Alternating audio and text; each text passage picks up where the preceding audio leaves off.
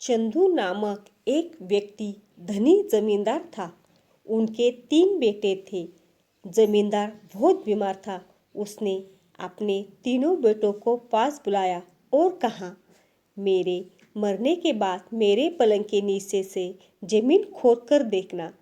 चंदू की मौत के बाद बेटों ने जमीन की खुदाई की। उन्हें जमीन में दबे हुए 3 कटोरे मिले।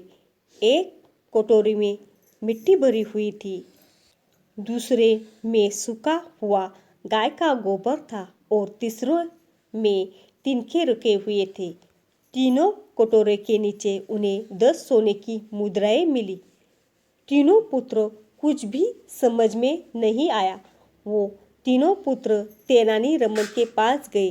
तेनाली रमन बुद्धिमान और चतुर थे। उन्होंने कहा, पहले कटोरों में मिट्टी भरी हुई है, इसका मतलब तुम्हारे सारे खेत बड़े वाले पुत्र के हिस्से में आए हैं। और दूसरे कटोरों में जिसमें गाय का सूखा गोबर भरा हुआ है, इसका अर्थ है कि सारे पशु और जानवर मझले पुत्र के लिए है।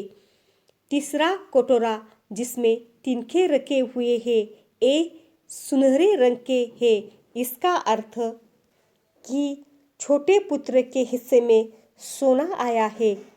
3 बेटों ने कहा, पहली अभी भी पूरी तरह से सुलझी नहीं है।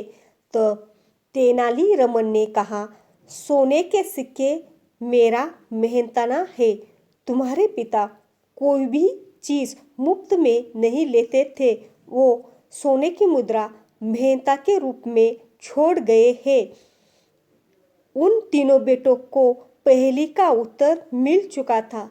उन्होंने सोने की मुद्राएं तेनाली रमन को दी और वहां से विदा ली। धन्यवाद। इस चैनल को लाइक और सब्सक्राइब जरूर करें।